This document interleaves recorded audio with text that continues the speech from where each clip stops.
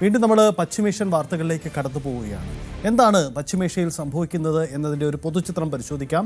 അതിൽ പ്രധാനപ്പെട്ട കാര്യം, ഇതുവരെ ഈ 5 ദിവസങ്ങളിൽ നീരുന്ന പശ്ചിമേഷ്യൻ സംഘർഷത്തിൽ ഇറാന്റെ ഏതൊക്കെ തന്ത്രപ്രധാനപ്പെട്ട മേഖലകളിലാണ് തിരിച്ചടി ഉണ്ടായത്, ഒപ്പം ഇറാന്റെ കടന്നുകയറ്റം ഏതൊക്കെ മേഖലകളിലേക്ക്, ഏതൊക്കെ രാജ്യങ്ങളിലേക്കാണ് ഉണ്ടായത് എന്ന കാര്യമാണ് നമ്മൾ പരിശോധിക്കുന്നത്.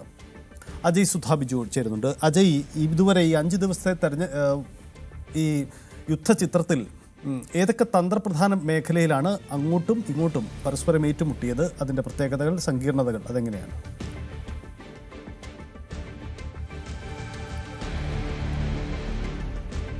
ഒരു സാഹചര്യം നേരത്തെ ഈ ഒമാൻ ആക്രമണങ്ങളിൽ അധികം പങ്കാളിയാകാതെ മാറി നിന്നിരുന്നു. എന്നാൽ ഇപ്പോൾ ഒമാനിലുള്ള 2 പ്രദേശങ്ങൾ കൂടി ആക്രമിക്കപ്പെട്ടിട്ടുണ്ട്. എന്നാൽ ഒമാൻ ഇപ്പോഴും ഒരു സ്വതന്ത്ര നിലപാട് തന്നെയാണ് ഇക്കാര്യത്തിൽ എടുക്കുന്നത്.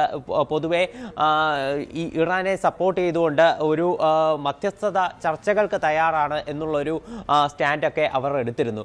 അതുപോലെ തന്നെ ഇപ്പോൾ പുതുതായിട്ട് പുറത്തു വരുന്ന ഒരു നിലപാടെന്ന് പറയുന്നത് ഗൾഫ് മേഖലയിൽ പൊതുവെ ഇറാന്റെ ആക്രമണങ്ങളുടെ തോത് അത് കഴിഞ്ഞ ദിവസത്തേക്കാൾ നിലവിൽ കുറഞ്ഞിട്ടുണ്ട് എന്നതാണ് പുതിയ റിപ്പോർട്ടുകൾ സൂചിപ്പിക്കുന്നത്.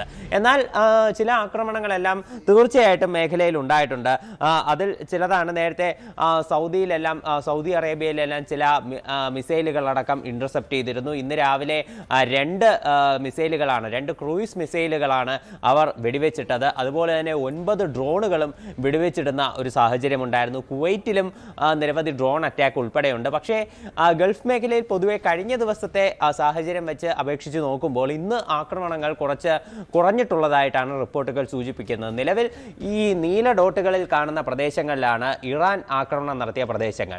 ഈ ചുവന്ന ഡോട്ടുകളിൽ കാണുന്നത് ഇറാനുള്ളിൽ ഇസ്രയേലും US നടത്തിയിട്ടുള്ള ആക്രമണങ്ങളിൽ ഉൾപ്പെട്ട പ്രദേശങ്ങളാണ് ഇതിൽ സൂചിപ്പിക്കുന്നത്. അപ്പോൾ നിലവിൽ ഈ ഗൾഫ് മേഖലയിൽ ഇറാൻ നിലവിൽ ആക്രമണം നടത്തുന്നതിൻ്റെ ഒരു പരിധി അത് കുറച്ചിട്ടുണ്ട്. അപ്പോൾ നേരത്തേതുപോലെ ഒരു വ്യാപകമായിട്ടുള്ള ആക്രമണം നടക്കുന്നില്ല എന്നത് ഇതിൽ ശ്രദ്ധേയമായിട്ട് തന്നെ പറയുന്നു. അതുപോലെ തന്നെ ഇസ്രയേലിൽ പക്ഷേ ഇറാൻ ഇപ്പോഴും ആക്രമണം നടത്തുകയാണ്. ഇസ്രയേലിൽ ഇറാന്റെ ഭാഗത്തു നിന്ന് മാത്രമല്ല ഹിസ്ബുള്ള ഗ്രൂപ്പിന്റെ ഭാഗത്തു നിന്നും ആക്രമണമുണ്ട്. അതുകൊണ്ട് തന്നെ ഇസ്രയേലിൽ നിരന്തരമായി സൈറനുകൾ മുഴങ്ങിക്കൊണ്ടിരിക്കുന്നു എന്ന ചില വിവരങ്ങൾ കൂടി ലഭിക്കുന്നുണ്ട്. അതുപോലെ ഈ യുദ്ധം പുരോഗമിക്കുന്ന സാഹചര്യത്തിൽ ട്രംപിനെതിരെ ഒരു പ്രമേയം അവതരിപ്പിക്കാൻ വേണ്ടി US കോൺഗ്രസ് ഒരുങ്ങുകയാണ്. ട്രംപിന് അതായത് ഈ യുദ്ധം US കോൺഗ്രസിന്റെ അനുവാദമില്ലാതെയാണ് ട്രംപ് തുടങ്ങിവെച്ചത്. US കോൺഗ്രസിന്റെ അനുമതി ഉണ്ടെങ്കിൽ മാത്രമേ ഈ യുദ്ധം തുടർന്ന് മുന്നോട്ട് കൊണ്ടുപോകാൻ കഴിയുകയുള്ളൂ എന്നതാണ് കോൺഗ്രസ് അവകാശപ്പെടുന്നത്. അതുകൊണ്ട് തന്നെ US കോൺഗ്രസിന്റെ അനുമതി ഈ യുദ്ധത്തിന് വേണം എന്ന് പറഞ്ഞുകൊണ്ട് ഒരു പ്രമേയം അവതരിപ്പിക്കാനാണ് ഡെമോക്രാറ്റിക് പാർട്ടി ലക്ഷ്യമിടുന്നത്. പക്ഷേ ഇത് പാസ്സാവാനുള്ള സാധ്യത കുറവാണ്. കാര്യം US-ന്റെ 2 ഹൗസുകളിലും ഭൂരിപക്ഷമുള്ളത് റിപ്പബ്ലിക്കൻ പാർട്ടിക്കാണ്. നേരിയ തോതിലുള്ള ഭൂരിപക്ഷമാണെങ്കിലും അവർക്ക് ഭൂരിപക്ഷമുണ്ട്. അപ്പോൾ ഈ ബില്ല് അത് പാസ്സാവാൻ സാധ്യത കുറവാണ്. പക്ഷേ ആദ്യഘട്ടത്തിൽ ചില റിപ്പബ്ലിക്കൻ പാർട്ടിയിലുള്ള ജനപ്രതിനിധികളും ട്രംപ് സ്വയം തീരുമാനമെടുത്തുകൊണ്ട് ഈ യുദ്ധം നടത്താൻ തീരുമാനിച്ചതിൽ എതിർപ്പ് പ്രകടിപ്പിച്ചിരുന്നു. അപ്പോൾ അവരും കൂടി ചിലപ്പോൾ ആദ്യത്തെ നിലപാട് തുടർന്നുകൊണ്ട് ഈ ഡെമോക്രാറ്റിക് പാർട്ടിയുടെ ഈ വോട്ടെടുപ്പിൽ പങ്കാളികളാവുകയാണെങ്കിൽ ചിലപ്പോൾ ഈ പ്രമേയം പാസ്സാകാം. അങ്ങനെയാണെങ്കിൽ ഈ യുദ്ധത്തിന്റെ മുന്നോട്ടുള്ള പോക്ക് എങ്ങനെയുള്ള വലിയൊരു ചോദ്യചിഹ്നമാണ്. പക്ഷേ ഇത് പാസ്സാകാനുള്ള സാധ്യത കുറവാണ്. അതുകൊണ്ട് തന്നെ നമുക്ക് ഒരു 50-50 ചാൻസ് ഇക്കാര്യത്തിൽ നമുക്ക് വേണമെങ്കിൽ ഉറപ്പിക്കാം. അതുപോലെ തന്നെ ഇറാൻ ഇനി US-ൽ ഫുട്ബോൾ ലോകകപ്പ് നടക്കാനിരിക്കുകയാണ്. ഇനി വെറും 100 ദിവസത്തിൽ താഴെയുള്ളൂ. അപ്പോൾ ഇറാൻ ഈ ലോകകപ്പിൽ പങ്കെടുക്കുമോ എന്നുള്ള കാര്യത്തിൽ അനിശ്ചിതത്വം തുടരുകയാണ്.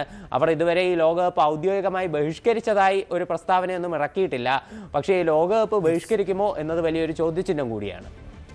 ശരി, അതാണ് പ്രധാനപ്പെട്ട കാര്യം. എന്തായാലും എവിടെ എങ്ങനെ സമാധാനമുണ്ടാവും, യുദ്ധം അവസാനിപ്പിക്കാൻ ആര് ശ്രമം നടത്തുമെന്നാണ് കണ്ടറിയേണ്ടത്.